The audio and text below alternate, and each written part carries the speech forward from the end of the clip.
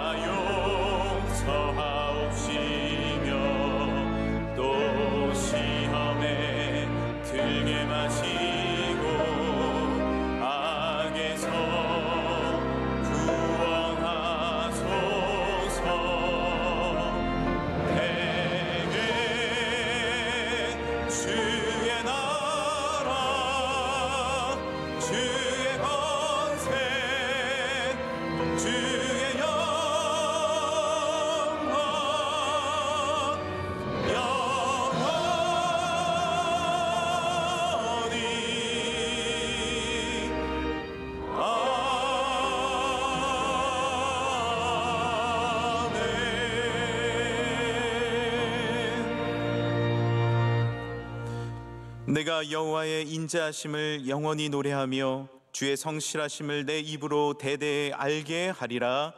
아멘.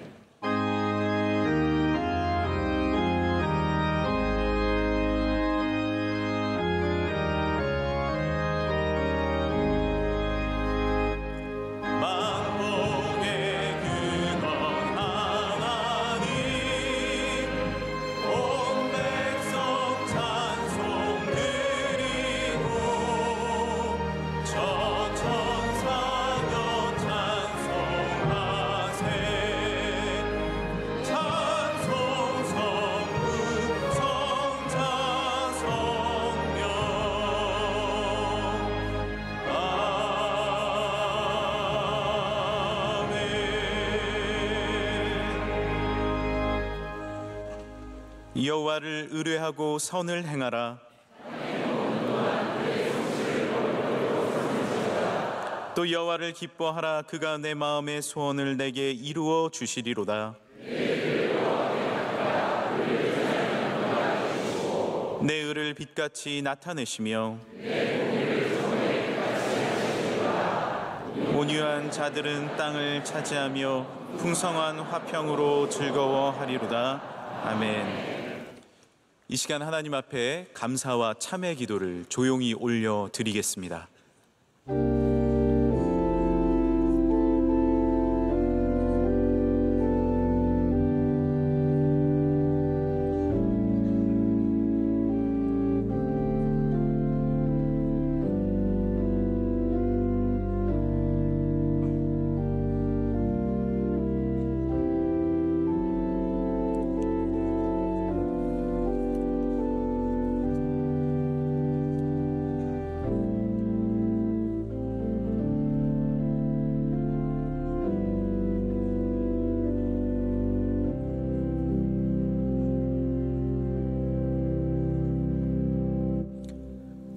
전능하사 천지를 만드신 하나님 아버지를 내가 믿사오며 그 외아들 우리 주 예수 그리스도를 믿사오니 이는 성령으로 잉태하사 동정녀 마리아에게 나시고 본디오 빌라도에게 고난을 받으사 십자가에 못 박혀 죽으시고 장사한 지 사흘 만에 죽은 자 가운데서 다시 살아나시며 하늘에 오르사 전능하신 하나님 우편에 앉아 계시다가 저리로서 산자와 죽은 자를 심판하러 오시리라.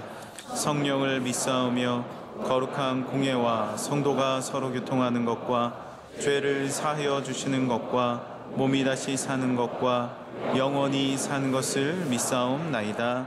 아멘.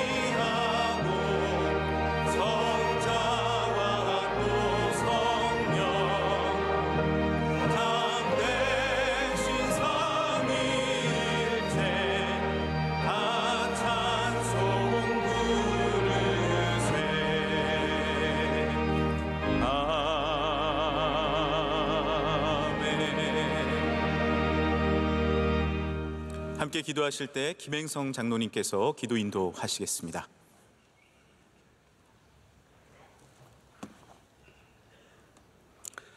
전능하신 하나님 아버지, 주님의 고난을 묵상하는 사순절 넷째 주일, 생명수가 흐르는 아버지 집에 나와 예배하게 하시니 감사드립니다.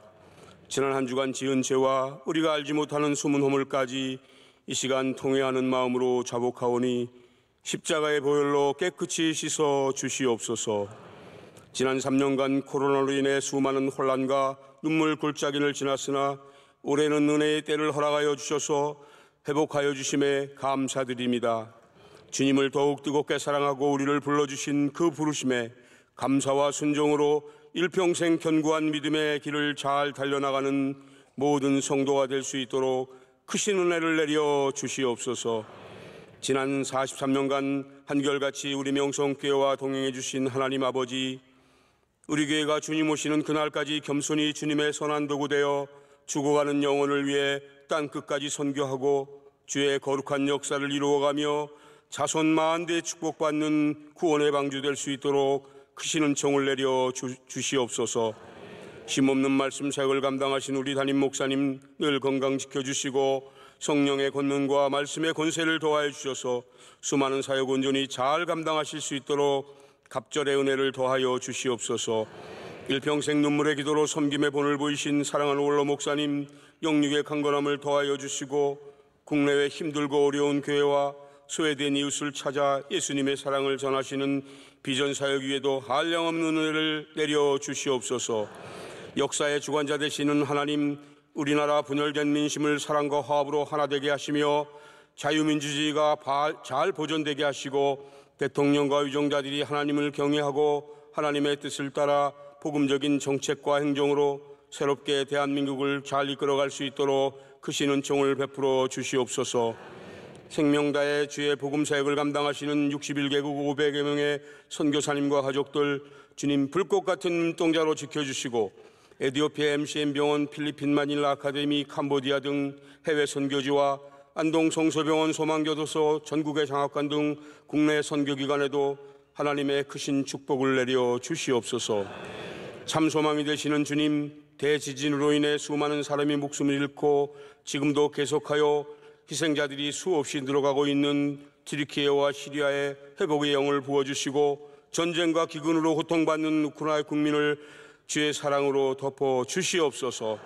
사순절 기간을 통하여 우리가 예수님의 희생과 고난의 십자가를 가슴 깊이 묵상하고 부활을 소망하며 자신을 돌아보는 거룩한 절기가 되게 하옵소서.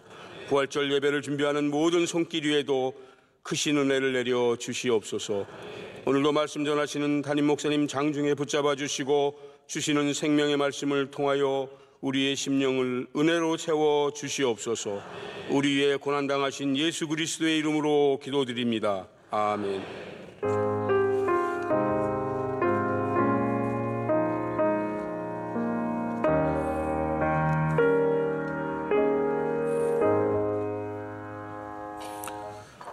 오늘 하나님께서 우리에게 주시는 말씀은 구약성경 느헤미야 2장 11절에서 13절, 18절에서 20절까지 말씀입니다.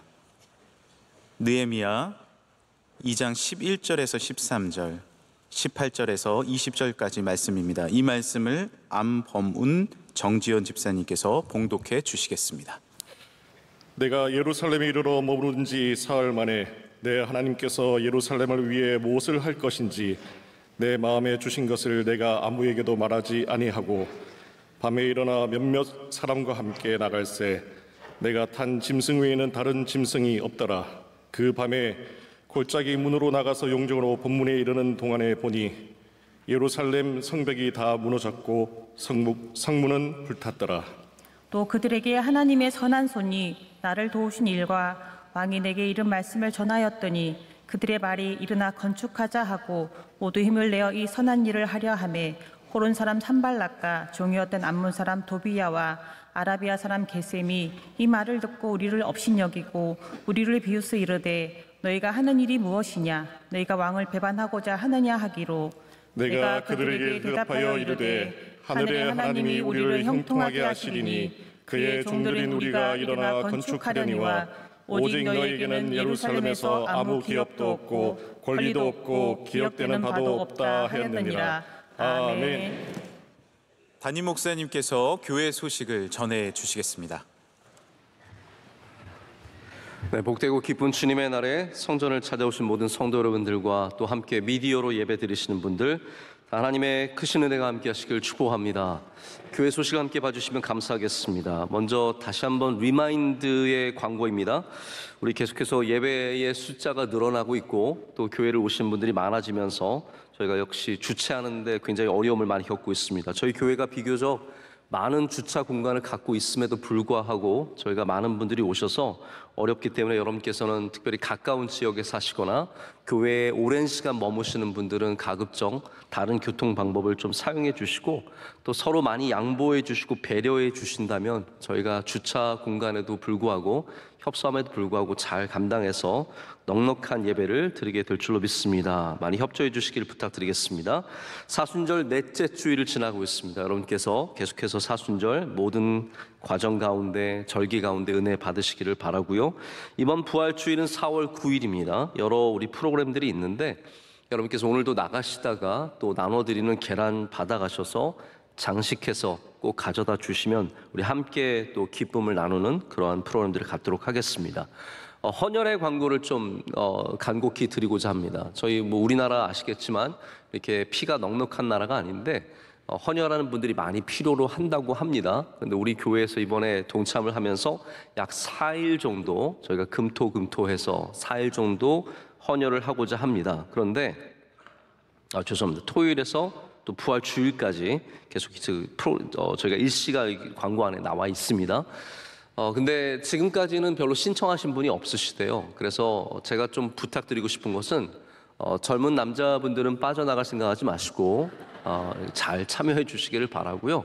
난 좀 몸이 건강하다 이런 분들은 다 참여하시면 좋을 것 같습니다. 저도 개인적으로 헌혈을 무서워하는 사람이지만 저도 이번에 할 겁니다. 그리고 제가 물귀신처럼 저희 부목사님들 다 데리고 와서 하려고 계획 중이니까 여러분들도 좀 함께 많이 참여해 주시면 감사하겠습니다.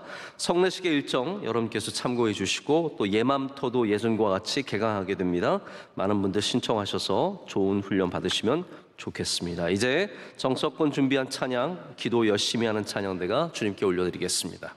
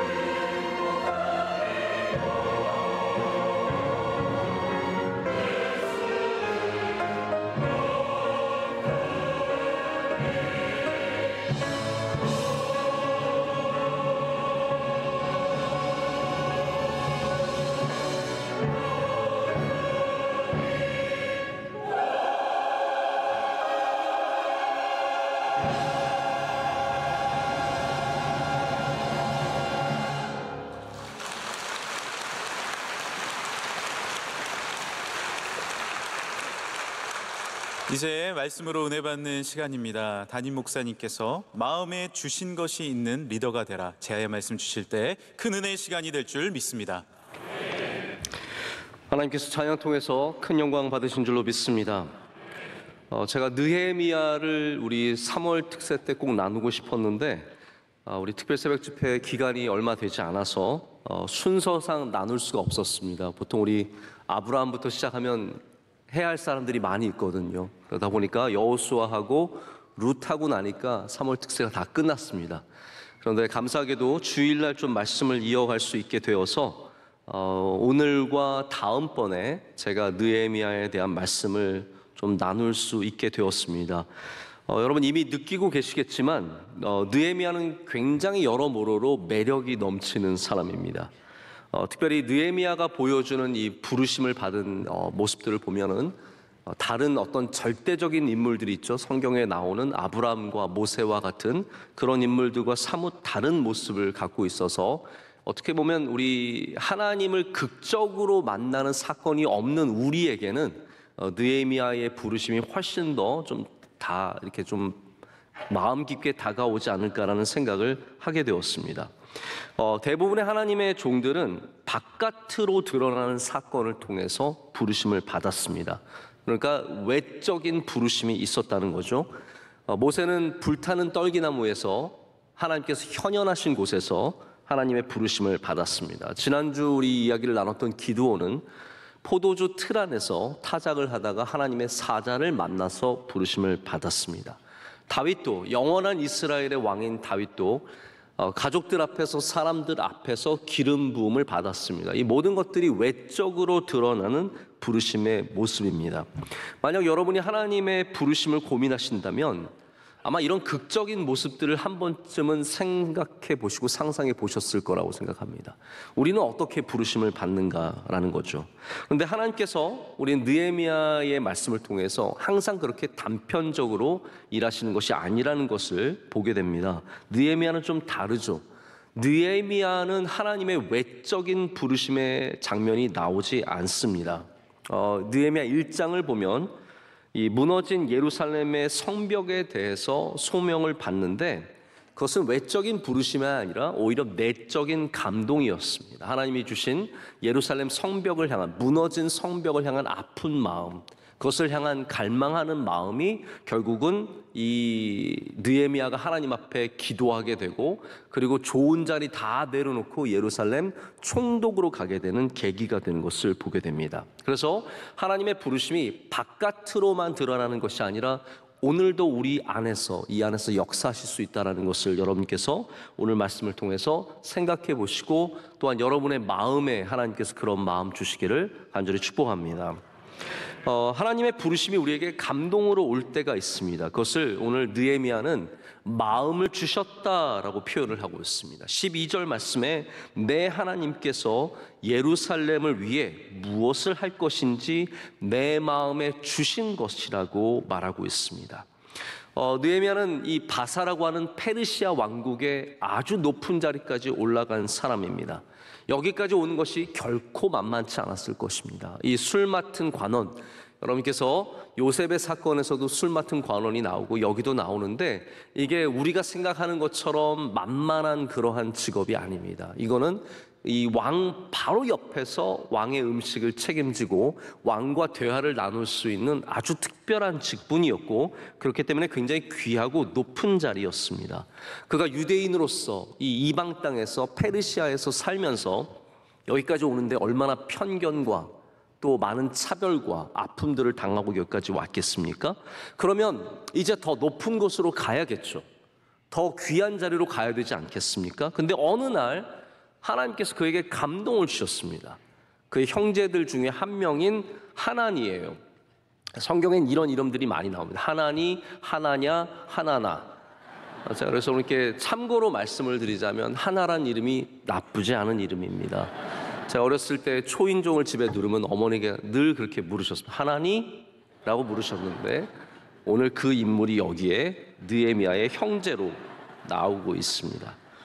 하나니가 전해준 이야기가 있습니다. 근데 그 이야기를 한번 들어보십시오. 1장 3절에 나오는 말씀인데요. 이렇게 합니다. 그들이 내게 이르되 사로잡힘을 면하고 남아있는 자들이 그 지방 거기에서 큰 환난을 당하고 능욕을 받으며 예루살렘 성은 허물어지고 성문들은 불탔다라고 전하고 있습니다. 근데 이 이야기를 들었을 때 여러분, 그냥 높은 자리에서 나 잘 먹고 잘 살면 그냥 지나갈 수 있는 이야기 아니겠습니까? 근데 하나님께서 느헤미야의 마음에 감동을 주셔서 이 이야기를 들은 다음에는 여기에 사로잡힘을 당합니다. 여러분, 우리가 마음이 사로잡힘을 당할 때가 있습니다. 붙잡혔습니다. 그래서 빠져나오지를 못합니다. 그러니까 느헤미야가 이것을 가지고 하나님께 나가 기도하게 됩니다. 여러분, 여러분의 감정에 무엇이 있을 때 하나님께 꼭 가져가셔야 합니다. 가져가셔서 하나님 앞에 내려놔야 합니다. 그래서 4절은 이렇게 이어집니다. 내가 이 말을 듣고 앉아서 울고 수일 동안 슬퍼하며 하늘의 하나님 앞에 금식하며 기도했다라고 얘기하고 있습니다. 이게 떨쳐지지가 않는 거예요. 하나님께 붙잡힌 마음이 털어지지가 않는 겁니다. 여러분, 원래 마음이 이렇게 딱 떠나게 되면 놓으면 됩니다. 그런데 우리의 마음이 붙잡힌 다음에 떠나지 않는 것들이 있습니다. 자꾸 더 마음이 뜨거워지고 마음이 향하게 되고 부담감이 생기는 거죠. 마음에 불편함이 생기는 겁니다. 여러분, 우리 교회에 있는 수많은 선교 사역들이 다 마음이 붙잡혀서 시작된 것들입니다. 30여 년 전에 원로 목사님께서 에티오피아에 가셨을 때 우리 참전 용사들, 우리 한국 전쟁의 참전 용사들이 너무나 궁핍하고 힘들게 살아가는 모습을 보면서 마음이 잡힌 거예요. 그래서 거기가 그렇게 어렵고 힘들지만 저희가 그 마음을 잡힘 때문에 거기에 영원히 지금까지 잡혀 있는 겁니다. 거기에 남게 된 것이죠. 우리가 또 20여 년 전에 필리핀 마닐라에 갔더니 선교사님 자녀들이 다니는 학교가 있었습니다.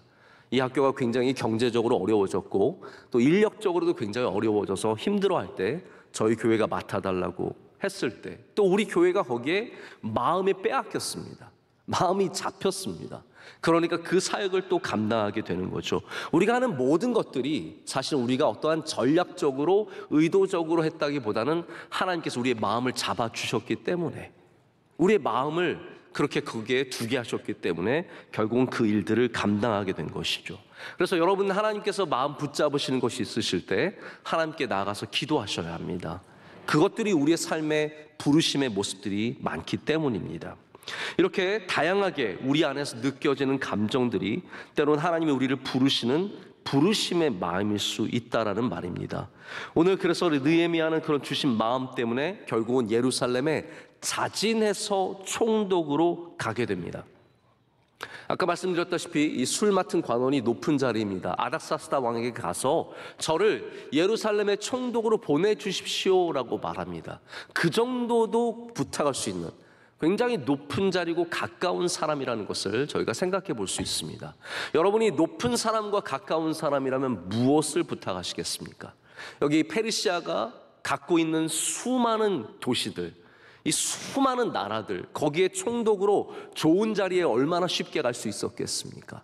해변가의 좋은 도시, 무역이 성황되어서 먹을 것이 많고 사람들이 풍부하고 문화가 풍부한 도시로 가면 참 좋겠지만 아무도 가고 싶어 하지 않는 예루살렘에 이 느헤미야는 자진해서 총독으로 가기로 합니다. 왜 그렇습니까? 그의 마음이 거기에 벌써 빼앗겼기 때문입니다. 오늘 말씀은 예루살렘에 도착해서 그가 그 예루살렘의 모든 모습들을 자기 눈으로 확인하는 내용들이 나오게 됩니다.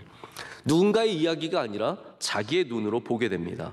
그리고 밤에 몰래 사람들 없이 몇몇 사람들만 데리고 예루살렘 성을 돌아보게 됩니다. 성벽이 곳곳이 완전히 무너졌습니다. 성문은 불탔습니다. 여러분, 성의 역할은 안에 살아가는 사람들을 보호하는 것입니다. 성벽이 무너지고 성문이 불타면 그것은 더 이상 성이 아닙니다. 이거는 들판과 마찬가지예요. 이 모습을 보면서 너무 마음이 아픈 거예요. 그리고 게다가 오늘 말씀의 후반부에 나오지만 이 모든 일들을 시기하고 방해하는 사람들이 있었습니다. 산발락과 도비아와 게셈이라고 하는 사람들이 업신여겼을 뿐만 아니라 반역을 언급합니다. 여러분, 어디나 반역이라는 것은 무서운 죄입니다. 이 시대에는 더욱더 무서운 죄죠. 이 반역을 언급하면서 위협할 때 하나님이 주신 마음이 있는 리더는 흔들리지 않았습니다. 하나님이 주신 마음의 능력은 바로 그런 것입니다. 이 세상이 결코 만만치 않습니다. 우리의 성벽이 무너져 있고 우리의 문은 불타 있고 우리는 때로 많은 환난과 고통을 당하게 되어 있고, 그리고 우리를 어렵게 하는 산발락과 도비아와 그리고 게셈은 항상 존재합니다. 그러나 하나님이 주신 마음을 가지면 우리는 담대하게 나아갈 수 있습니다. 그래서 느헤미야가 오히려 얘기하죠. 하나님이 주신 마음, 이 마음이 있기 때문에 우리는 형통할 것이며 우리는 일어나서 건축할 것이며 이것을 방해하는 너희들은 오히려 이 예루살렘을 절대로 얻지 못할 것이라고 선포합니다. 이게 바로 하나님이 주신 마음이 있는 사람들이 하는 귀한 일들인 줄로 믿습니다. 여러분의 삶 가운데 하나님이 주신 마음이 있으시기를 축복합니다. 감동은 부르심의 한 부분입니다. 근데 우리에게 다양한 감정으로 나타납니다. 때로는 아픔으로, 때로는 감사로, 때로는 책임감으로, 때로는 만족하지 못함으로 우리에게 다가옵니다. 여러분, 지금 한번 여러분의 감정을 돌아보십시오. 지금 여러분의 감정은 어떠십니까? 건강하십니까? 오겐키 데스까? 네. 괜찮으십니까? 강건하십니까? 우리들은 지금 행복하고 기쁘면 괜찮다라고 생각하지만 건강한 감정은 단순히 행복하고 기쁜 감정만을 말하는 것은 아닙니다. 행복은 잘못된 것으로도 행복할 수 있습니다. 기쁨은 나쁜 것으로도 얻을 수 있습니다. 요즘 우리나라 사회도 더 이상 마약 청정국이 아닌 걸 아시죠? 수많은 유명인들과 재벌들과 많은 평범한 사람들이 마약에 중독되어 있고 마약을 사용하고 있습니다. 마약이 주는 기쁨이 있겠죠. 잠깐의 행복이 있을 것입니다. 하지만 마약은, 그 기쁨은 우리를 절대로 건강하게 하지 않습니다. 여러분, 우리를 건강하게 하고 우리를 복되게 하는 기쁨이 있고 우리를 오히려 안 좋게 이끌고 가는 기쁨이 분명하게 다르다라는 것을 알아야 합니다. 건강하지 않은 감정들은 그래서 우리로 하여금 잘못된 결정으로 우리를 끌고 갑니다. 그 감정들이 우리 안에 가득할 때 우리는 점점 계속해서 나쁜 결정들을 내릴 수밖에 없습니다. 여러분, 화가 난 다음에 결정해 보십시오. 나쁜 결정이 내려집니다. 어제도 제가 압살롬에 대한 말씀을 드리면서 왜 압살롬이 아히도벨의 계략을 취하지 않고 후세의 계획을 취했느냐에 대해서 설명을 드렸습니다. 아히도벨의 계략이 훨씬 더 맞는 이야기지만 이 압살롬은 마음이 들떠 있었습니다. 내가 왕인 것을 증명하고 싶습니다. 그래서 좀 더 전면적이고 많은 사람들을 동원하는 후세의 전략을 택하게 되어서 결국은 실수하고 결국은 그가 무너지게 되는 계기가 됩니다. 사람의 마음이 들떠 있고 사람의 마음이 흥분되어 있으면 절대로 바른 결정을 내릴 수 없죠. 여러분, 우리는 건강한 마음을 위해서 기도해야 합니다. 우리가 건강한 감정을 가져야 하고 또 우리 안에 계속해서 끊임없이 침투하는 나쁜 감정들과 나쁜 마음들은 우리 하나님 앞에서 늘 깨끗하게 하는 그러한 영적인 삶을 살아야 할 줄로 믿습니다. 자, 그러면 느헤미야에게 하나님께서 주신 이 감정, 마음은 어떤 것이었는지 남은 시간을 통해서 두 가지만 좀 말씀을 드리고자 합니다. 첫 번째는 아픔입니다. 아픔이 느헤미야에게 책임감이 되었고 사명이 되었습니다. 느헤미야가 이 소식을 들었을 때 그의 마음이 아팠습니다. 백성들의 아픔이 자기의 아픔이 되었습니다. 여러분, 이것이 결코 쉬운 일이 아닙니다. 나는 여기서 잘 먹고 잘 살고 있기 때문에 그들의 아픔이 나와 상관없을 수 있죠. 그러나 그 아픔이 사명감이 되는 사람에게는 그것이 바로 부르심의 모습입니다. 누군가 저기 굶고 있어요. 누군가 저기 전쟁에서 참혹한 삶을 살아가고 있어요. 지진으로 인해서 완전히 삶이 망가졌어요. 그것과 아무 상관없이 오늘 내 삶을 사는 사람들이 있고 그것을 아파하는 사람들이 있습니다. 여러분, 아파하는 사람은 그것이 하나님께서 우리를 부르신 일이라는 것을 기억해야 합니다.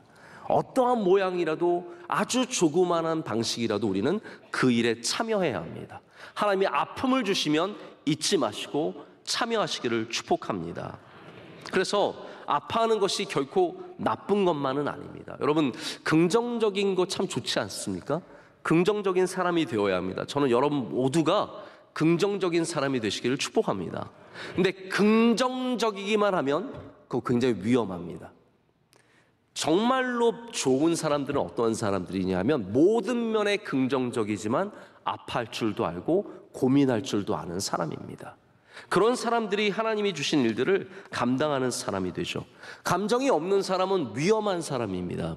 그런 사람들을 우리가 사회에서는 소시오패스라고 합니다. 이런 사람들이 남의 아픔을 전혀 모릅니다. 남이 막 힘들어하고 괴로워하는데 그걸 전혀 느끼지 못합니다. 남들이 괴로워하는 것을 오히려 좋아합니다. 이런 사람들이 위험한 사람들이죠. 그래서 우리가 하나님께 쓰임을 받으려면 남의 아픔을 느낄 수 있어야 합니다. 아픔을 가질 줄 알아야 합니다.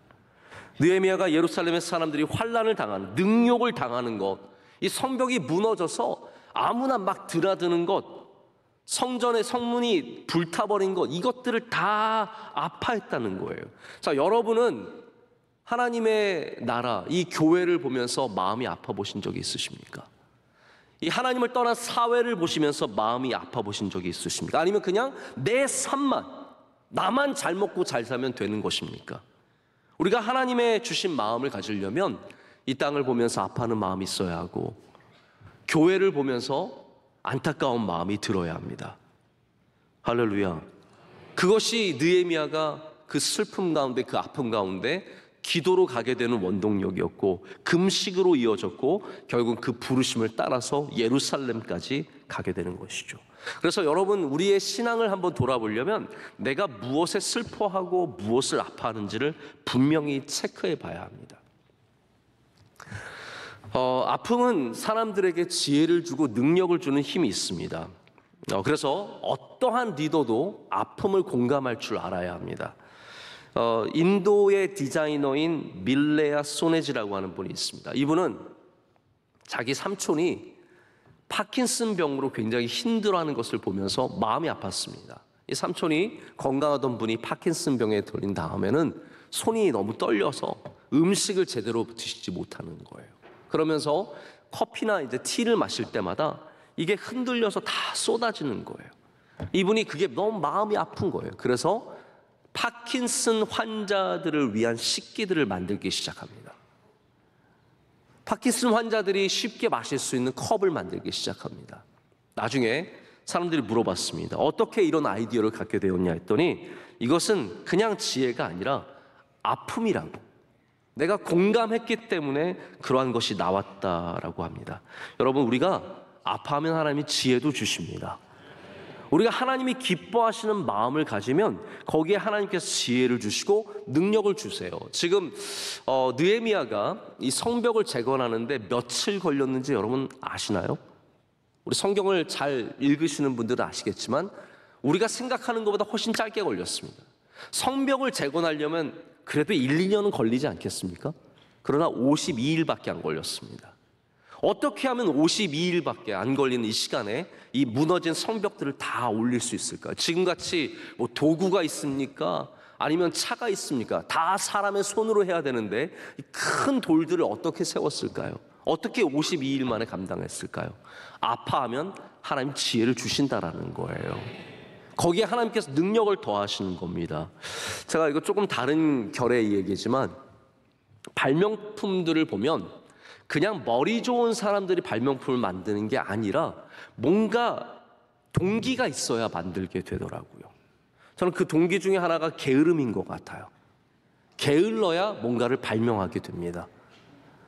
미국에 가면 많은 집에 의외의 발명품이 하나씩 달려있는 집들이 있습니다. 그게 뭐냐면 손뼉을 치면 불이 켜지고 두 번 치면 불이 꺼지는, 이게 의외로 많은 집에 달려있어요. 제가 한번 상상해봤어요. 누가 이걸 만들었을까? 머리 좋은 뭐 하버드, MIT 나온 사람들이 모여서 우리 어떻게 불을 켜고 끄는지 다른 방식들을 찾아볼까? 아니, 제가 볼 때 어떤 게으른 사람이 침대에 누워있다가 진짜 불 끄기 귀찮다. 막대기를 갖고 긴 막대기로 이렇게 끄는데 너무 힘든 거예요. 그러다가 정말로 머리를 쓰다가 그래 한번 소리를 인식하는 걸 한번 달아보자. 박수를 쳐서 이야 이거 괜찮다.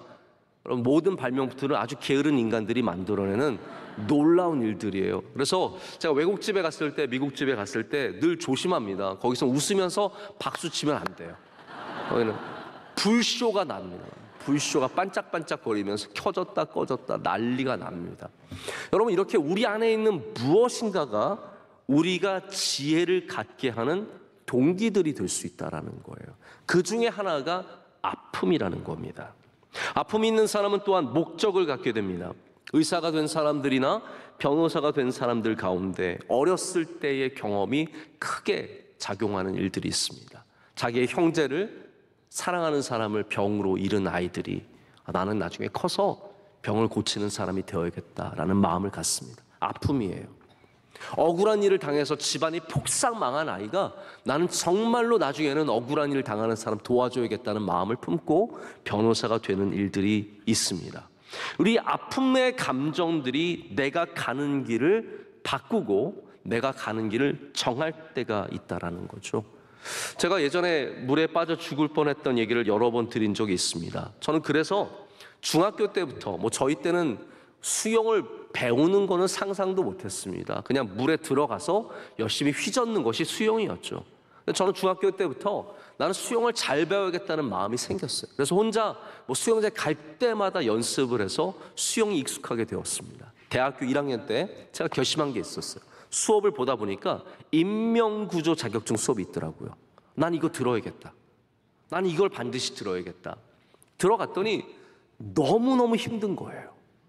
혼자서 팔을 밖에다가 내놓고 발로만 2분을 떠 있어야 하고 왔다 갔다 하고 잠수 깊게 해야 하고 정말 무거운 한 100kg 정도 되는 남자를 끌고 가야 하고 다양한 일들이 있었는데 저에게 아픔이 있었기 때문에 그걸 감당하게 되더라고요. 그래서 제가 한 학기 듣고 마침내 적십자에서 주는 인명구조 자격증을 제가 땄습니다. 저 굉장히 괜찮은 사람입니다. 빠지면 저한테 전화 주십시오. 제가 구해드리겠습니다. 이게 제가 멋있어서, 물론 약간 멋있습니다. 그러나 이거는 멋있음을 위해서 따는 게 아니에요. 제 안에 있는 아픔이에요. 제 안에 주신 경험이에요. 하나님께서 우리가 아파할 때마다 바로 길을 가르쳐 주시고 아파할 때마다 우리를 인도하시는 길들이 있다는 겁니다. 만약 근데 느헤미야가 그 아픔을 성벽을 무너뜨리고 문을 불타게 한 사람들을 색출해서 죽이는 복수의 방향으로 끌고 갔으면 어떻게 되었겠습니까? 성벽의 재건이 아니라 사람을 죽이는 방향으로 갔으면 어떻게 됐겠습니까? 느헤미야는 사뭇 다른 성경책이 되지 않았겠습니까? 그래서 감동이 중요하지만 감동이 끌고 가는 방향이 더 중요합니다. 그러기 위해서는 우리 하나님 앞에서 깨어 있어야 한다는 것이죠. 그것이 바로 거룩한 감동의 능력입니다. 자, 여기서 감정에 대해서 한 번 더 좀 말씀을 드리고 넘어가겠습니다. 감정이라는 것을 한번 생각해 보십시오. 우리 신앙이 때로는 이성이 감정보다 중요하다라고 외치는 스콜라주의자들의 방식들이 있고 또 부흥주의자들의 감정이 이성보다 더 중요하다는 주장들도 있습니다.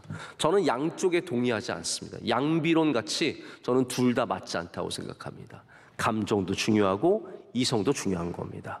그 어느 하나만을 강조할 수는 없는 것이죠. 자, 그런데 우리가 이성만을 강조하는 이 시대에 감정이 얼마나 중요한지를 깨달아야 합니다. 미국의 부흥운동이 일어났을 때 조나단 에드워즈가 그 부흥운동에서 일어나는 수많은 사람들의 기쁘고 환호하는 이런 것들에 대한 비판에 대해서 변증하기 위해서 쓴 책이 있습니다. Religious Affections라고 해서 신앙 감정론이라고 하는 책이죠. 이 책에는 신앙의 감정이 하나님께 나아가는 갈망이 된다라고 말하면서 진짜 신앙 감정과 가짜 신앙 감정을 구별합니다. 가짜의 감정은 무엇일까요? 자기 만족적인 찬양을 했어요. 근데 내가 너무 잘하는 것 같아요. 사람들이 나를 보는 것 같아요. 그 감정은 같은 찬양을 했지만 하나님께서 기뻐하시는 감정은 아니라는 거죠. 그러면 진짜 감정은 무엇이겠습니까? 참된 신앙적 감정은 하나님께 나아가는 도구가 되는 거예요. 여러분, 느헤미야의 아픔을 보십시오. 그 아픔 때문에 하나님께 나아갔잖아요. 그 아픔을 갖고 원수를 갚는 것이 아니라 그 아픔을 갖고 하나님 앞에 가서 울며 기도하며 금식했을 때 하나님께서 그 감정을 통해서 느헤미야를 귀하게 사용해 주시는 겁니다. 여러분에게 있는 어떠한 감정이 되든 그 감정이 하나님께 나아가시는 도구가 되시기를 축복합니다. 그래서 우리의 감정이 하나님의 거룩함 속에서 작동될 때 우리는 하나님이 주시는 마음을 받게 됩니다. 그 사람들이 이 세상에서 차이를 만들어가는 사람들이 됩니다. 느헤미야는 예루살렘에 성공을 위해서 간 것이 아니라 바로 주신 감동을 붙잡고 하나님의 뜻을 이루기 위해서 갔다는 것을 기억해야 합니다. 자, 두 번째 감정, 마지막 감정은 불만족입니다. 자, 여기에 대해서는 좀 여러분께 이해를 부탁드리고 좀 말씀을 드리고 싶습니다. 왜냐하면 우리 교회 안에서 불만족은 좋은 거예요, 나쁜 거예요? 나쁜 겁니다. 사람들 이거 웬 만족해라, 감사해라 그러지 않습니까? 범사에 감사하고 감사함으로 받으면 버릴 게 하나도 없다고 하잖아요. 감사하시길 축복합니다. 감사는 굉장히 중요한 것이고 사도 바울도 자기는 모든 것에 자족하는 것을 배웠다라고, 일체의 자족함을 배웠다라고 말하기 때문에 자족하는 것, 감사하는 것, 만족하는 것은 다 중요한 겁니다. 그래서 제가 드리는 이 불만족은 그런 면에서의 불만족이 아니라 바로 하나님이 주시는 거룩한 불만족입니다. 이것은 우리로 건강하게 삶을 이끌어가게 하고 우리의 삶에 힘과 능력을 주는 불만족이죠. 이것은 파괴적인 불만족이 아니라 생산적인 불만족입니다. 유명했던 목사님이신데 은퇴하시고 나서는 좀 스캔들이 있어서 요즘에 어려움을 겪고 있는 목사님이 빌 하이브스 목사님입니다. 이분의 책 중에 홀리 디스컨텐트라고 하는 제목의 책이 있습니다. 홀리 디스컨텐트는 그냥 쉽게 번역하자면 방금 말씀드린 거룩한 불만족이에요. 여기는 다양한 인물들을 소개하면서 이 사람들이 어떻게 세상에 수많은 곳에 불만족함을 갖고 그 불만족을 통해서 하나님의 뜻을 이루었는지를 보여주는 내용들이 나와 있습니다. 여러분, 우리 전 세계적으로 알려진 구호기관 중에 월드 비전이 있습니다. 저희 교회도 이번에 튀르키예 시리아 지진 때 월드 비전에 저희가 약 5천만 원 정도를 기부했습니다.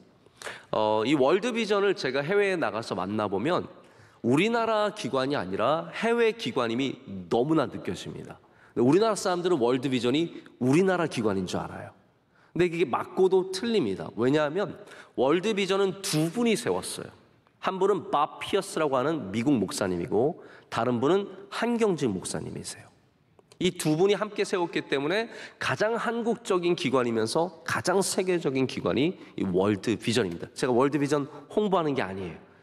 이 밥 피어스라는 목사님이 한국 전쟁 때 6.25 때 한국에 와서 이렇게 한국을 둘러보게 되었는데 그때 너무나 화가 났대. 너무나 가슴이 아프고 화가 났대. 왜냐하면 이 고아들과 전쟁 고아들, 진짜 빼빼 마른 전쟁 고아들이 배식을 받기 위해서 식량통을 들고 쭉 줄을 서 있는데, 근데 그 서 있는 아이들 중에서 너무 영양실조로 시달린 아이들이 팍팍 쓰러지는 거예요. 그 아이들이 바로 마피어스 목사님 앞에서 생명이 꺼진 거예요. 죽은 거예요. 그 목사님이 이걸 보면서 너무 속상한 거예요. 어떻게 이런 일이 있을 수 있냐는 거예요. 이 귀한 생명들이 밥 한 끼를 못 먹어서 어떻게 내 앞에서 이렇게 죽을 수 있냐라는 것을 보면서 화가 나고 그것에 불만족을 느끼고 이분이 시작한 것이 월드 비전입니다. 그리고 빌리 그레엄 목사님과 함께 시작한 것이 사마리아 지갑입니다. 이 두 가지 기관을 다 마피어스 목사님이 시작을 했는데 그 모든 것들이 바로 이러한 불만족, 불만, 분노에서 시작을 했다는 것이죠. 이 저자인 빌 하이브스 목사님도 원래는 경영자였습니다. 이분 집안이 굉장히 부자예요. 큰 사업하는 집안이어서 아버지도 유명한 사업가였습니다. 뭐 그 당시 아버지가 요트를 갖고 있을 정도니까 대단히 잘 나가는 집이고, 이분은 그 사업을 이어받으면 돼요. 그러면 편하게 느헤미야처럼 술관원으로 편하게 먹고 살 수 있어요. 근데 왜 이분이 목회를 하시게 되었냐면 이분 안에 불만족이 있었어요. 교회를 다녀보면 예배가 준비 없이 드려지고 아무런 감동이 없는 설교가 선포가 되고 도전받지 못하는 그냥 교회만 왔다 갔다 하는 성도들이 너무나 많은 것이 그냥 화가 나서 참을 수가 없었던 거예요. 그래서 이분이 나는 정말로 새로운 교회를 한번 세워봐야겠다라고 다짐을 하면서 윌로우 크릭이라고 하는 교회를 세우고 미국 교회와 전 세계 교회에 큰 영향력을 미치게 된 겁니다. 여러분, 우리가 갖고 있는 불만족들, 이 사회가 너무 장애인들을 위한 배려가 없다, 불만족. 우리가 너무 하나님으로부터 멀어져 있다, 불만족.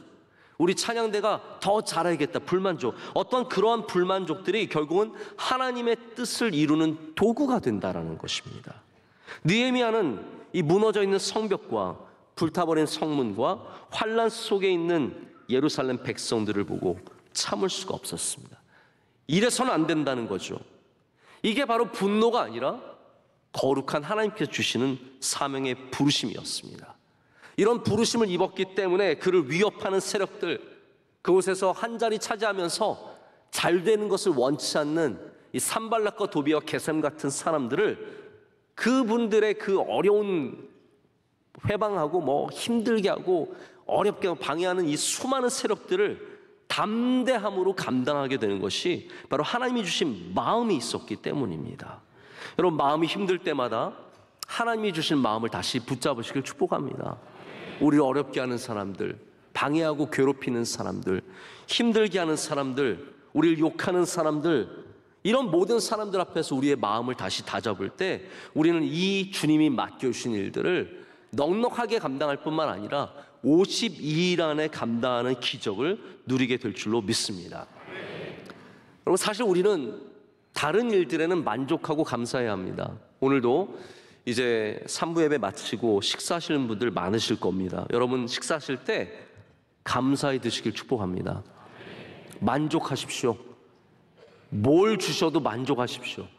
그냥 만족하시면서 감사하면서 드시면 됩니다. 괜히 뭐 더 달라, 김 하나 더 달라 뭐 그러지 마시고 그냥 만족하시면서 드세요. 시시콜콜한 것에 마음 빼앗기지 마십시오.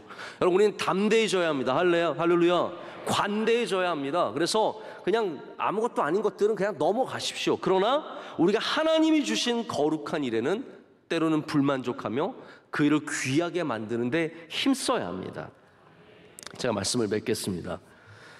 우리가 갖고 있는 모든 감정이 다 하나님이 주신 것만은 아닐 수 있습니다. 우리 안에서 만들어내는 잘못된 감정들도 많이 있습니다. 그러나 분명한 것은 우리 부르심 가운데 하나님께서 쓰시는 도구가 바로 우리 안에 있는 감정이라는 것이죠. 자, 그럼 그것을 어떻게 분별할 수 있겠습니까? 우리가 갖고 있는 모든 감정의 덩어리들을 하나님 앞에 느헤미야처럼 기도하며 나아가야 합니다. 기도해야 합니다. 하나님 앞에 그것을 기도하고 부르짖고 울고 금식하면서 기도하면 바로 하나님이 주신 건강한 감정들은 위로 떠오르고 나쁜 것들은 밑으로 가라앉아서 다 쓰레기처럼 버려질 줄로 믿습니다. 여러분, 오늘도 여러분 안에 있는 나쁜 감정들은 다 버리십시오. 주님 앞에 나오신 김에 여기를 쓰레기장이라고 생각하세요. 여러분, 교회는 거룩한 쓰레기장입니다. 여기서 우리는 나쁜 생각들과 나쁜 마음들과 우리를 힘들게 하는 모든 것들을 다 버려야 합니다. 그리고 이 안에서 하나님이 주시는 위로와 도전과 아픔과 불만족을 붙잡으시면 우리는 그 하나님이 주신 마음을 통해서 어려움에도 도전에도 굴복하지 않고 믿음으로 승리하는 사람들 될 줄로 믿습니다. 모든 마음들을 주님 앞에 내려놓으시는 여러분들 되시기를 축복합니다. 기도하시겠습니다. 하나님, 감사합니다.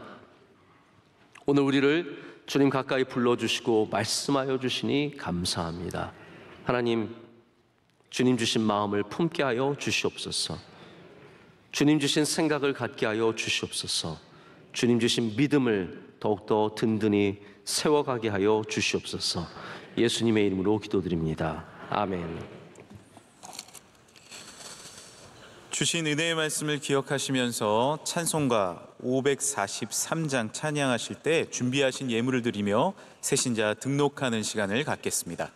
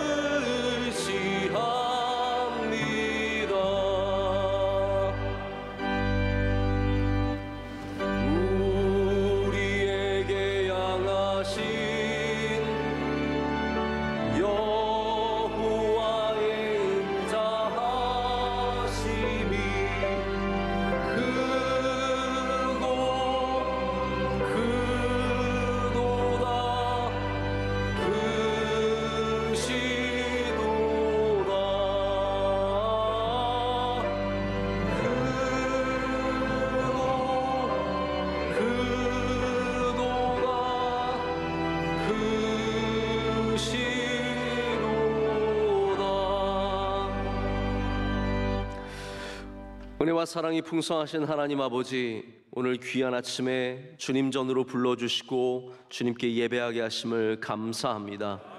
우리 가지고 나온 모든 마음들 주님 앞에서 정돈되게 하여 주시옵소서.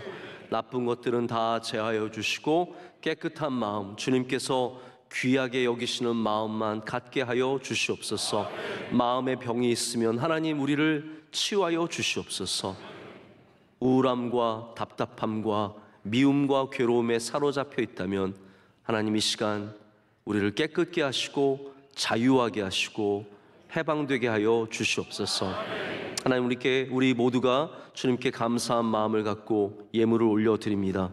드리는 모든 손길들 위에 주의 복을 더하여 주시옵소서. 광야 같은 이 세상을 살아갈 때 주님 우리와 함께하여 주시되 구름기둥과 불기둥으로 인도하여 주시오며 우리에게 날마다 새로운 물을 내어주시되 쓴물이 단물이 되게 하여 주시옵고 병든 자들이 낫는 기적과 같은 역사가 날마다 우리 삶 가운데 있게 될 줄로 믿습니다. 가나안을 향해 나아가는 주의 성도들 되게 하여 주시옵소서. 이 나라와 민족 위에 주의 은혜를 내려 주시옵소서. 대통령과 위정자들, 여야의 지도자들과 나라를 섬기는 모든 분들에게 은혜를 내려 주시옵고 이 나라가 하나 되게 하여 주시오며 어려움을 이겨내게 하여 주시옵소서. 하나님, 우리 명성교회 주님께서 기뻐하시고 사랑하시는 교회가 되기를 간절히 소망합니다. 하나님, 선교하고 예배드리며 주님께서 기뻐하시는 일들을 감당하는 교회가 되게 하여 주시옵소서. 모든 선교사님들과 선교기관들과 우리 교회 모든 부서들과 주의 사랑하는 종들에게 한없는 복과 은혜를 내려주실 줄로 믿습니다. 사랑하는 원로 목사님, 먼 아프리카의 일정을 잘 마치고 돌아오게 하심을 감사합니다. 강건함으로 붙잡아 주시고 함께 동행했던 모든 분들에게도 은혜를 베풀어 주시옵소서. 아프리카에 뿌린 모든 씨앗들이 큰 열매가 될 줄로 믿습니다. 오늘 예배를 섬기는 주의 종들을 또한 올려드립니다. 기도하신 장로님의 기도를 기뻐 받아주시고 갑절의 은혜와 능력을 더하여 주시옵소서. 성경 봉독한 귀한 믿음의 가정을 주의 귀한 오른팔로 붙잡아 주시며 복되게 하여 주시옵소서. 우리 찬양대 찬양을 기뻐 받아 주시며 모든 예배위원들의 헌신을 주여 흠양하여 주시옵소서. 보이지 않는 곳에서 수고하는 주의 종들 한 분 한 분까지도 주님께서 기억하시며 은혜를 주실 줄로 믿습니다. 샬롬 대신방 끝까지 잘 감당하게 하여 주시고 하나님, 부활절 준비위원들과 함께 하여 주셔서 우리 부활절이 주님께 영광이 되는 예배가 될 줄로 믿습니다. 이 모든 것을 주님께 감사함으로 아뢰며 예수 그리스도의 이름으로 기도드립니다. 아멘. 오늘 3부 예배에 등록해 주신 분들이 계십니다. 우리 크게 박수로 환영하겠습니다. 잘 오셨습니다. 감사합니다. 잘 오셨습니다. 감사합니다. 우리 찬양대 찬양도 큰 은혜가 되었습니다. 박수로 축복하겠습니다. 감사합니다. 네. 많이 오셔서 귀한 찬양 주셨습니다. 감사합니다. 우리 옆에 분들 서로 축복하실까? 인사하실 때 축복합니다, 사랑합니다 서로 인사하시겠습니다. 축복합니다, 사랑합니다, 축복합니다, 사랑합니다. 잘 오셨습니다. 네, 예배 시작할 때는 조금씩 빈자리가 있었는데 어느새 다 채워져서 우리 3부 예배가 가득하게 되었습니다. 얼마나 큰 하나님의 은혜인지 모릅니다. 우리 계속해서 우리 코로나 이후에 예배가 더욱더 회복되고 할렐루야, 여러분 채워가시기를 바랍니다. 그리고 제가 또 하나 부탁드릴 것은 교회는 들어올 때도 표정이 좋아야 합니다. 그렇죠? 여러분, 교회 들어올 때 오늘 은혜 받으러 가는데 표정 좋게 하고 들어오면 참 좋습니다. 그런데 더욱 중요한 것은 나갈 때 표정이 좋아야 합니다. 여러분 표정이 안 좋으시면 이제 4부 예배 들어오시다 만나시는 분들이 오늘 망했나 보다, 뭔가 안 좋은가 보다 이런 생각이 들 수 있어요. 그러나 여러분의 표정이 좋으시면 다 밖에 있는 분들이 명성교회 좋은 교회인가 보다, 오늘 예배는 소망이 있나 보다 그러면서 들어오실 수 있기 때문에 나가실 때 밝게 웃으면서 나가시고요. 그리고 나가실 때는 항상 옆에 분들 양보하시고 서로 축복하시면서 우리 나가는 교제가 있기를 부탁드리겠습니다. 그래서 우리 교회 늘 기쁨과 은혜가 가득한 교회 되기를 소망하고요. 한 주일 동안 여러분 감정에 승리하시길 축복합니다. 어떤 일을 당해도 우리 주님 앞에서 승리하시고 여러분 마음을 잘 붙잡으시고 어느 곳에 있든지 하나님과 동행하시는 여러분 되시기를 축복합니다. 제가 일찍 끝나서 길게 말씀드리는 것이 아니라 정말 중요한 얘기 때문에 말씀드리고요. 마지막 찬양을 힘차게 하고 아프리카에서 어저께 밤에 오신 원로 목사님께서 오늘 또 찬양해 주셨는데 축도해 주시겠습니다. 마지막 찬양 힘차게 하겠습니다.